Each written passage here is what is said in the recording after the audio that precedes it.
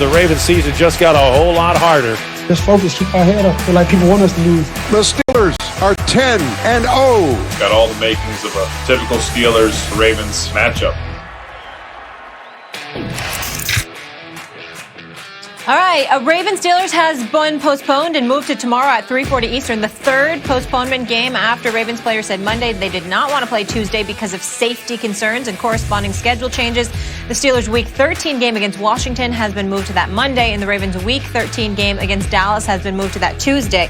Running backs J.K. Dobbins and Mark Ingram are eligible to play Wednesday, but 13 Ravens players, including Lamar Jackson, will remain on the COVID list, a source telling our Adam Schefter. On that note, we bring in our quarterback, Dan Orlovsky of NFL Live fame and Get Up and many other programs. Dan, good to see you. Max, you're up first, though. What impact is this going to have on the season? First of all, it must be windy where Dan is. Dan, you outside somewhere? Yeah. What's going on with this? I was thinking about that myself, man. Yeah, I was thinking the jacket. What's up with that, Dan Orlovsky? I purposely didn't wear a tie. I didn't wear a tie on purpose just so I didn't have to go on national television and get embarrassed by another grown man having me to tell me having to fix it. Get it. I get it. I don't understand. All right, well, it's, okay. Prevent defense. Molly, I think the Steelers actually benefit from this in a weird way. I think that look, this is an undefeated team. And it's not their fault. It's like, hey, we're heading into Week 13 now. Why do they have 10 wins? But it's an undefeated team very late in the season, and they don't have the respect that they're due, really. People still don't believe in them. They don't show up on anyone's number one power rankings or anything like that, and throughout the season, it's been a steady climb, and people have been hesitant to believe it. Early because the schedule is soft. Later because they don't blow out most teams. The good teams, they squeak by. Because, as I've said, great well-roundedness is not like great overwhelming offense. Mediocrity doesn't just get blown away. It just gets beaten. And so when we look to their wins and use them as measuring sticks, well, the Steelers only beat this team by a field goal, that team by 6 points, whatever it was. Not like this other team over here blew them out. No, but the Steelers, all they do is win. And I don't care how internally motivated you are. Guys, why is Tom Brady last year tweeting something basically at me saying Cliff and showing the miles per hour on the radar gun for the football? Like, what does he care about what I say, right? He's internally motivated. Why did Derek Jeter on the 98 Yankees, greatest team ever, say after they won the World Series, no one thought we could do it, when actually everyone thought they were going to do it? Because I don't care how internally motivated an athlete is, they're constantly looking for extra motivation, external motivation, right? The Pittsburgh Steelers are going to use this now.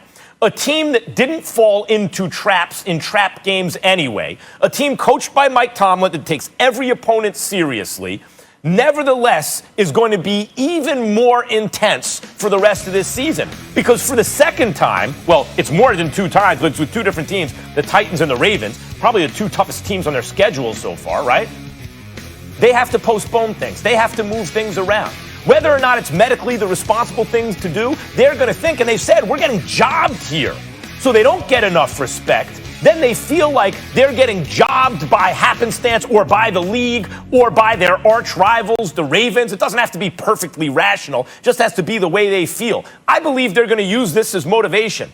I think we're going to see the best version of the Steelers, partly as a result of this from here on out. I think they just got even more dangerous. I think you're reaching.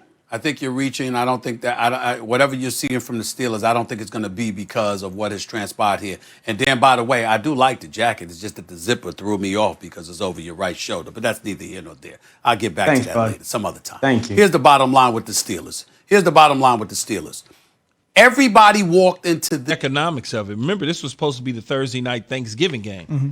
Everybody's full, sitting on the couch, bellies are fat, they're watching game. Right. They're going in and out of the sleep pattern before they get some more turkey. So they had to kind of push that off.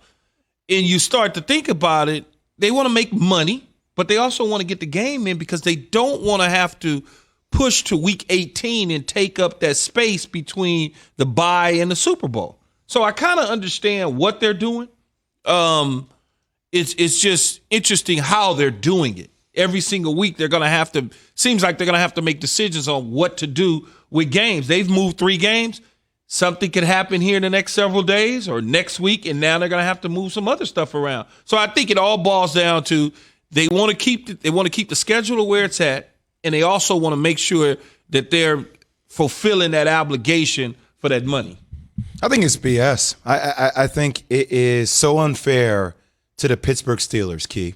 It really is. Somebody internally, a staffer, was disciplined by the organization for this supposed outbreak, right? Baltimore, yep. In Baltimore. So I sit there and I say, okay, well, the Broncos were forced to play their game without their QBs, without some of the players, obviously, that were in that team meeting that didn't wear a mask.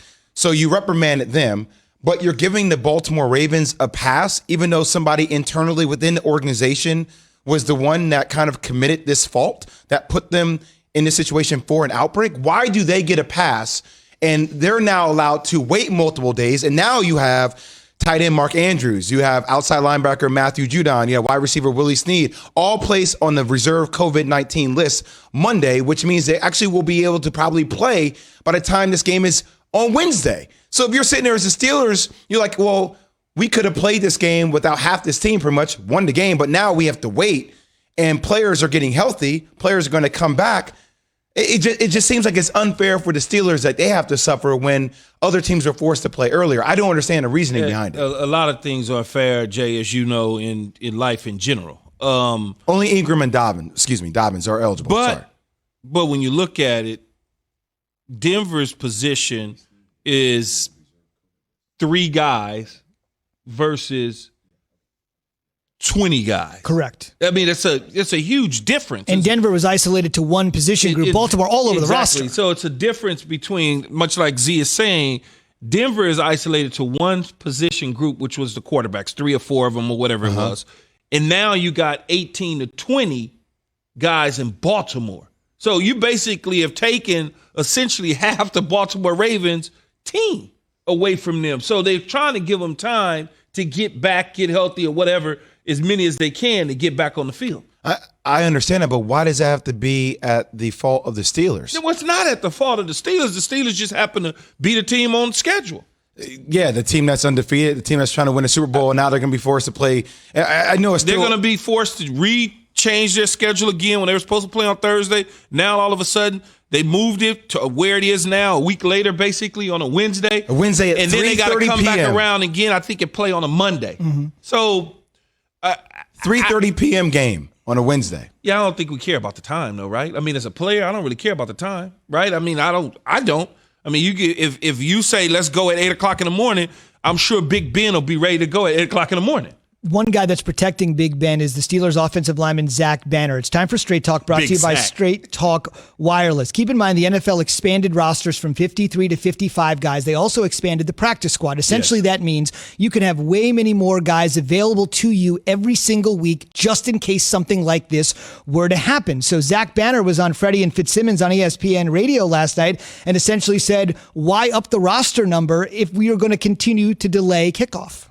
At some point, there has to be a decision made that we're going to play this game. Like, I just don't see how, honestly, and this is how kind of most of us feel, we just don't understand how the whole Denver thing, like, I understand, like, you know, there's been people getting tested every single day. That probably is the only rational reason. That, you know, they're not sure if there's any more contagious people over there. But, I mean, Denver's just played without any quarterback. You know what I mean? They just brought their guy up off a P squad. So I thought we have extended rosters for a reason, but that's just me. No, and Zach, big Zach Trojan, by the way, USC. He won't play, but he's obviously repping the guys that are going to play and say this is why we expanded rosters, just for this eventuality. That is true, but the rosters are not expanded to the degree of the type of all the players that you're missing. They don't have. I don't even know all the position groups in Baltimore, but just off the top of my head, it's not like they got 3 running backs sitting on the practice squad. It's not like they got several offensive linemen. Yeah, they may have 1 or 2 or 3 or 4 of these, but they don't have – it's not a whole entire new team that you can pick from. There's only a couple players that, you know, they may have a couple defensive backs, a couple linebackers. You know, it's not a full 53-man roster of practice squad dudes. Straight Talk Wireless, no contract, no compromise. Also keep this in mind real quick. Let's just say for whatever reason this game didn't go off. Obviously, they're doing everything in their power, as Key and Jay said, to make it happen. At the end of the season, let's just say the Pittsburgh couldn't play 16 games and they finished 14-1. Let's say they just lost a game somewhere. The Chiefs have lost a game, but let's say they play all 16 and they're 15-1. I think the Steelers would have a gripe over the number 1 seed, the only team that gets a bye. On the other end of the spectrum, nobody cares about this. Even if you're the 2 worst teams in the league, it's easy to say just